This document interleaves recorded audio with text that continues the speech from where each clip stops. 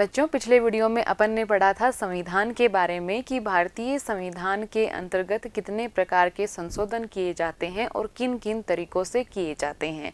संविधान संशोधन की अपन ने विभिन्न विधियां पढ़ी थी और अपन ने ये जान लिया था कि किस प्रकार हमारे संविधान निर्माताओं ने अलग अलग मुद्दों के लिए संविधान में संशोधन के अलग अलग तरीके रखे। जहाँ कुछ विषयों पर संशोधन बहुत आसानी से साधारण बहुमत से हो सकता है, वहीं कुछ ऐसे भी मुद्दे हैं जिन पर संशोधन करने के लिए एक कठोर प्रक्रिया को अपनाना पड़ता है। तो चलिए आज अपन चलते हैं कि इन सब प्रक्रियाओं को अपनाते हुए हमारे भारतीय संविधान में कितने संशोधन हुए, वो किस तरह से हुए और क्या उनके परिणाम हुए। तो आज का अपना टॉपिक है भारतीय संविधान में संशोधन। चलिए जानते हैं अपन भारतीय संविधान में संशोधन के बारे में। आज भारत का संविधान लागू हुए 70 वर्ष हो चुके हैं। हम सभी जानते हैं कि आज हमारा संविधान है वो 70 वर्ष पुराना हो चुका है, लेकिन निरंतर अभी भी वैसे ही कार्य कर रहा है।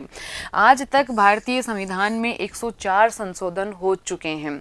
अब अपन नज़र डालते हैं एक बार इन ग्राफ के ऊपर कि ये जो 104 संशोधन हुए हैं ये कब कब किस किस दौरान हुए थे। तो देखते हैं अपन जो 1951 से 1960 तक का समय है, वहाँ अपन देखते हैं कि 10 से भी कम संशोधन हुए।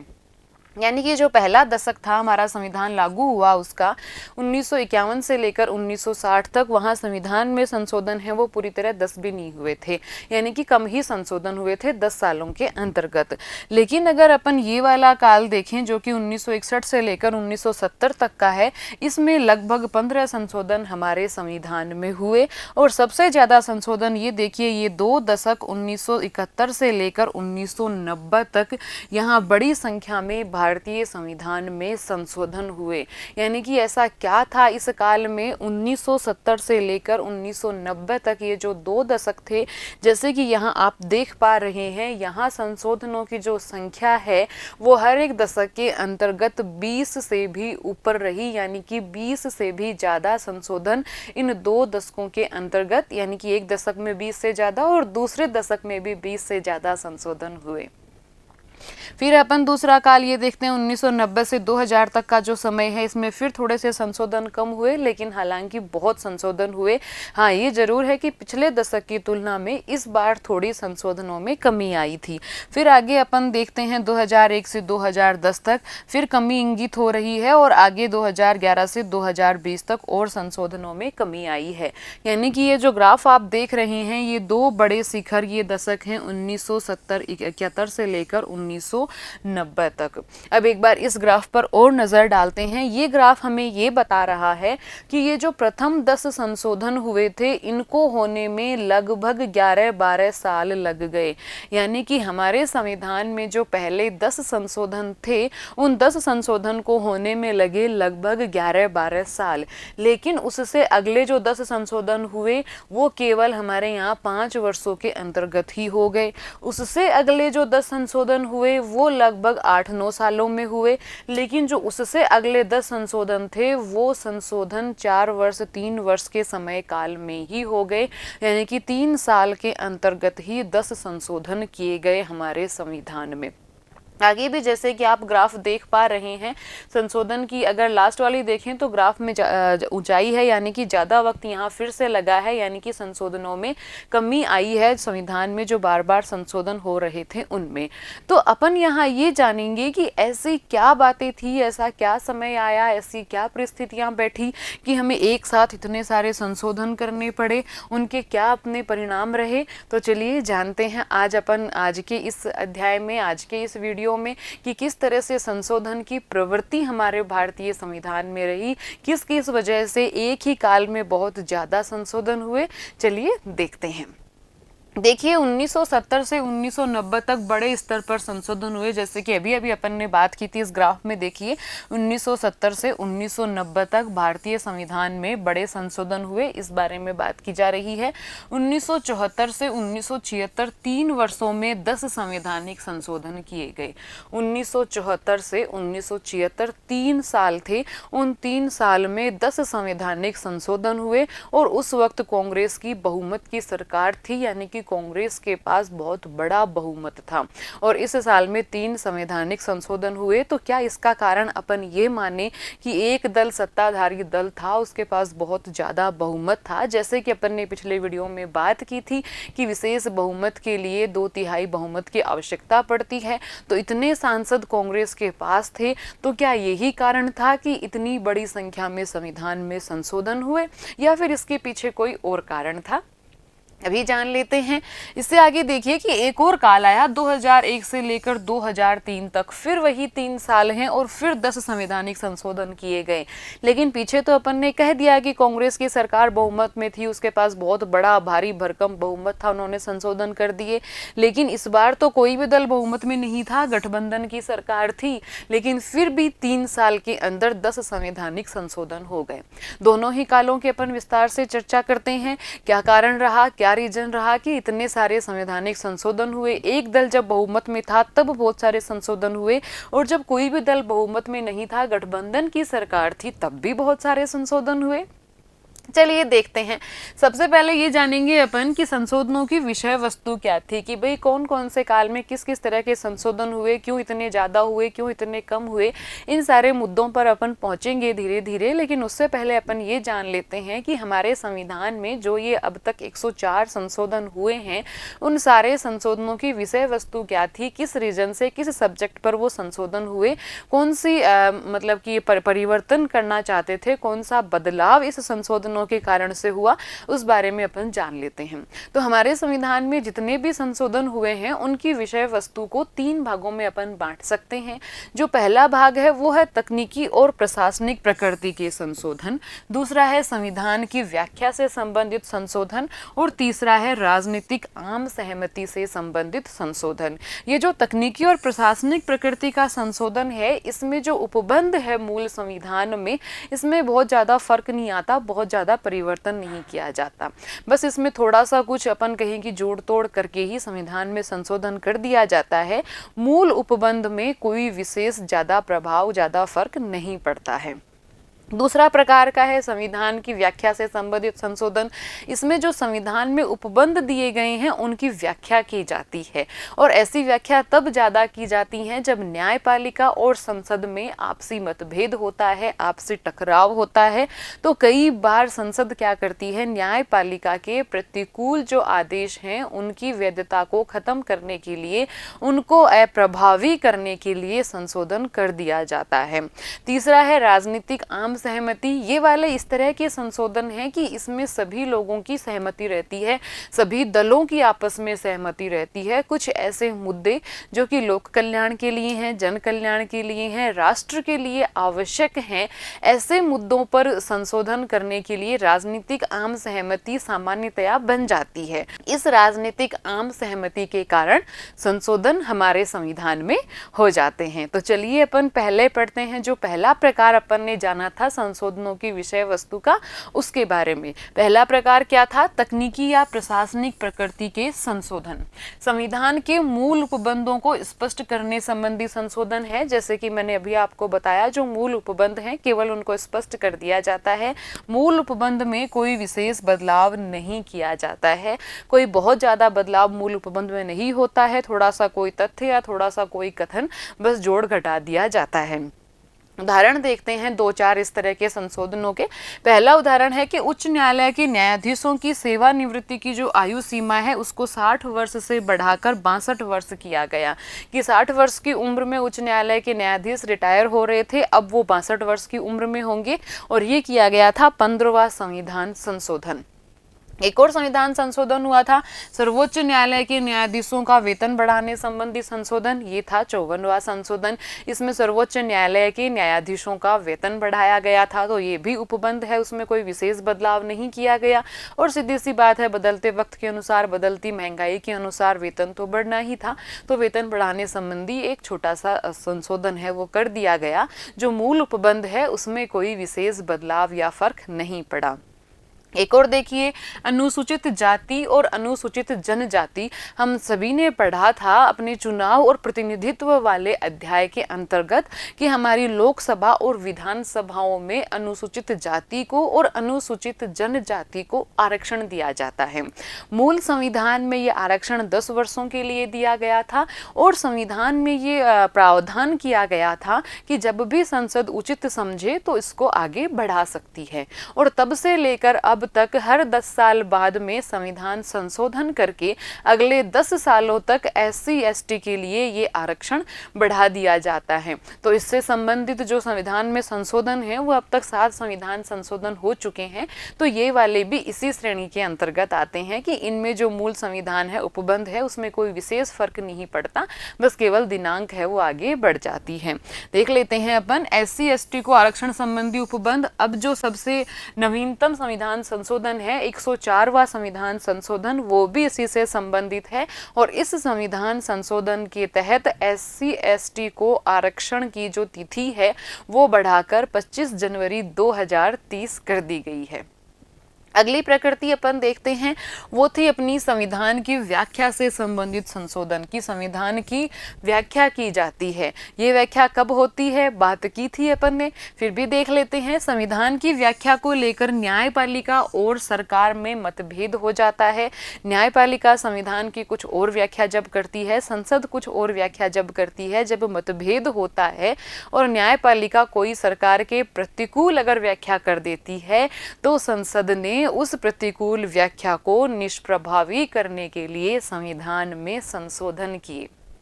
देखते हैं, संसद संशोधन का सहारा लेकर संविधान की किसी एक व्याख्या को प्रामाणिक सिद्ध करती है। संसद बाद में उस व्याख्या को खुद के अनुकूल सिद्ध करती है, प्रामाणिक सिद्ध करती है, उसके लिए संविधान में संशोधन कर दिया जाता है। 1970 से 1975 तक ऐसी ही परिस्थितियां थी। देखा आपने वो वाला ग्राफ, याद कीजिए, जो कि 1970 से 1990 तक 2 दशकों में बहुत ऊंचा हो रखा है। तो यहाँ आ गया एक कारण तो समझ में कि 1970 से 1975 में ऐसी परिस्थितियां थी कि जिसके कारण संसद ने बहुत सारे संशोधन किए। क्यों किए? अपनी व्याख्याओं को प्रामाणिक सिद्ध करने के लिए किए और न्यायपालिका के प्रतिकूल जो निर्णय थे, प्रतिकूल जो व्याख्या थी, उनको बदलने के लिए किए। ये देखिए, संसद ने न्यायपालिका की प्रतिकूल व्याख्या को निरस्त करने के लिए संविधान में बार बार संशोधन किए। अगला जो अपना विषय वस्तु है संशोधनों का, वो जो है राजनीतिक आम सहमति। ये वाला और देख लेते हैं अपन। राजनीतिक आम सहमति में क्या होता है कि राजनीतिक दलों की आपसी सहमति से संशोधन किए जाते हैं और ये संशोधन तत्कालीन राजनीतिक दर्शन को दर्शाते हैं, समाज की महत्वाकांक्षाओं को दर्शाते हैं, समाज की आशाओं को दर्शाते हैं कि उस वक्त उस परिस्थिति में क्या राजनीतिक दर्शन की मांग है, क्या हमारे समाज की मांग है, क्या वक्त की मांग है, इसके अनुकूल संविधान में संशोधन किए जाते हैं। तो ऐसे संशोधन कहलाते हैं राजनीतिक आम सहमति से संबंधित संशोधन। और 1984 के बाद में हमारे संविधान में जो संशोधन हुए वो लगभग संशोधन इसी श्रेणी के अंतर्गत आते हैं। जैसे दल बदल विरोधी कानून 92वां संविधान संशोधन किया गया था। जैसे कि मताधिकार की आयु 21 वर्ष से घटाकर 18 वर्ष कर दी गई, 61वां संविधान संशोधन किया गया। और 73वां और 74वां संविधान संशोधन, इसके बारे में अपन पढ़ ही रहे हैं कि इसके अंतर्गत जो स्थानीय शासन था हमारा, उसको मजबूती दी गई थी। तो इस तरह के ये संशोधन हैं जो कि राजनीतिक आम सहमति से होते हैं, जो कि जनता की, ये देखिए ये वाला संशोधन महत्वाकांक्षाओं को, जनता की आशाओं को, जनता को जन प्रतिनिधित्व देने के लिए, बहुत अधिक अपन कहेंगे एक लोकतांत्रिक सहभागिता निर्धारित करने के लिए इस तरह के संशोधन किए गए। तो इस तरह के संशोधन में सभी दलों की आम सहमति होती है क्योंकि वो हम सबके अनुकूल होते हैं। अगला टॉपिक अपन पढ़ते हैं, ऐसे संशोधन जो कि विवादित रहे। अब आपने जो दूसरी विषय वस्तु पढ़ी थी उसमें अपन ने जाना था कि जब न्यायपालिका और संसद का मतभेद हुआ वो काल था 1970 से 1975 का काल। और उस काल के अंतर्गत जो भी न्यायपालिका की प्रतिकूल व्याख्याएं थी उनको निरस्त करने के लिए हमारी संसद ने संविधान में संशोधन कर दिया। अब देखिए, ऐसे संशोधन जो कि केवल अपनी ही व्याख्या व्याख्या को प्रमाणित सिद्ध करने के लिए किए जाएं, जो कि एक दूसरा सरकार का अंग है उसको कमजोर करने के लिए किए जाएं, जिन संशोधनों के पीछे जन कल्याण की आकांक्षा ना हो, जिनके पीछे जन सहभागिता का मूल्य ना हो, तो उन संशोधनों पर विवाद तो होगा ही। तो देख लेते हैं ऐसे कौन से बड़े संशोधन हैं जो कि सबसे ज्यादा विवादित रहे हैं हमारे भारतीय संविधान में। वो संशोधन है 38वां, 39वां और 42वां संविधान संशोधन। ये संशोधन सबसे ज़्यादा विवादास्पद रहे हैं। 1975 के देश में आपातकाल लगा था, तब उस आपातकाल की पृष्ठभूमि से ये संशोधन निकले हैं। 1975 में हमारे देश में आपातकाल लगा दिया था, उन परिस्थितियों के अंतर्गत ये संविधान संशोधन किए गए थे। सबसे पहले अपन जानते हैं 38वें संविधान संशोधन के बारे में। ये किया गया था 1975 में। अब देखिए इसके प्रावधान अपन देख लेते हैं। प्रावधान पढ़ने भर से ही आपको समझ में आ जाएगा कि क्यों ये संशोधन विवादित रहा, क्यों इसके ऊपर विवाद हुए। देख लेते हैं। राष्ट्रपति द्वारा आपातकाल की घोषणा गैर वाद योग्य घोषित हो गई। यहाँ पर मतलब कि राष्ट्रपति आपातकाल घोषित करेंगे, किस कारण से उन्होंने किया, कितने वक्त के लिए उन्होंने किया, किन परिस्थितियों में उन्होंने राष्ट्रीय आपातकाल घोषित किया, ये बातें संविधान के अनुरूप हैं या नहीं, संविधान के जो प्रावधान है उनके अनुकूल हैं या नहीं, इन बातों का पुनरावलोकन अब न्यायालय नहीं कर सकता है। यानी कि अब ये बातें, ये कारण, ये परिस्थितियां न्यायालय में वाद योग्य नहीं है। मतलब राष्ट्रपति ने आपातकाल लागू कर दिया, मतलब कर दिया, इसके ऊपर कोई क्वेश्चन मार्क कोई भी सरकार का अंग, कुछ भी, कोई भी व्यक्ति नहीं लगा सकता है। यानी कि एक तरह से राष्ट्रपति की शक्तियां हमारे यहाँ इस संविधान संशोधन ने बढ़ा दी और गैर वाद योग्य करने का मतलब न्यायपालिका की शक्तियों में कमी कर दी। राष्ट्रपति, राज्यपाल और केंद्र शासित प्रदेशों के प्रशासकों द्वारा जारी अध्यादेश हैं वो भी अब गैर वाद योग्य हैं।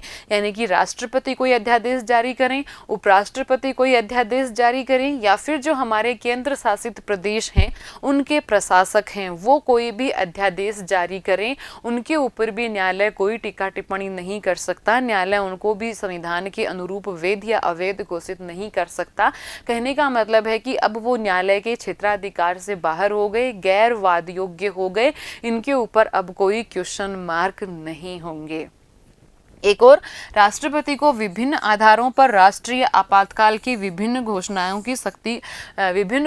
करने की शक्ति प्रदान की गई। हम सभी जानते हैं कि हमारे संविधान में राष्ट्रपति को आपातकाल का घोषित करने का प्रावधान दिया गया।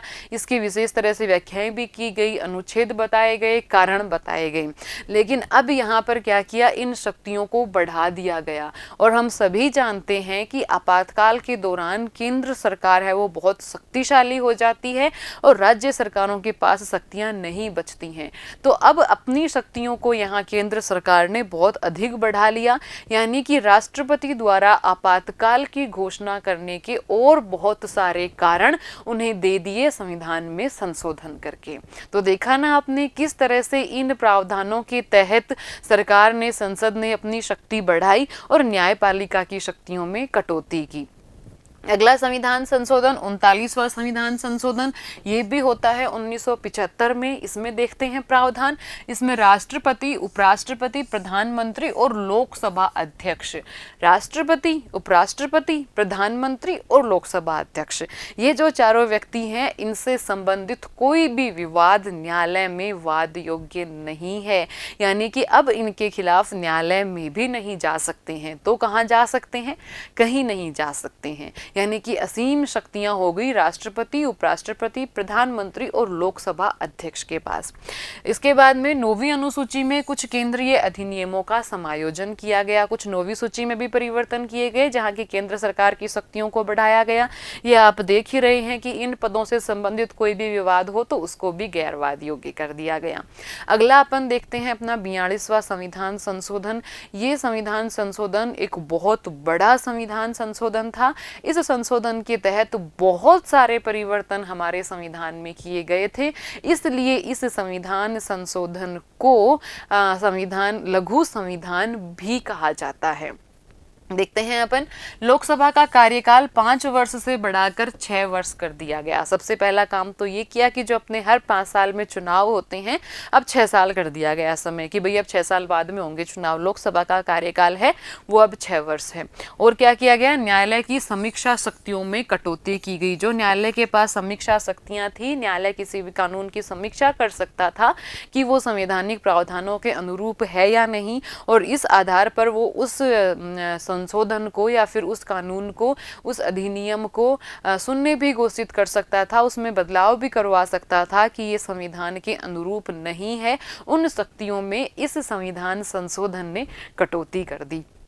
संवैधानिक संशोधन को न्यायिक जांच से बाहर कर दिया, मतलब कि संविधान के अंदर जो भी संशोधन अब किए जाएंगे उन पर न्यायिक जांच नहीं होगी, उनको न्यायिक जांच से बाहर कर दिया गया। और क्या क्या बदलाव किए, संसद और विधानमंडल में कोरम की आवश्यकता की समाप्ति कर दी। अपने कार्यपालिका वाले चैप्टर के अंदर आपने पढ़ा होगा कि कोई भी जब बैठक होती है विधानमंडल की या फिर लोकसभा की, संसद के सदन की, तो उसमें निश्चित संख्या में सदस्य उपस्थित होने आवश्यक होते हैं।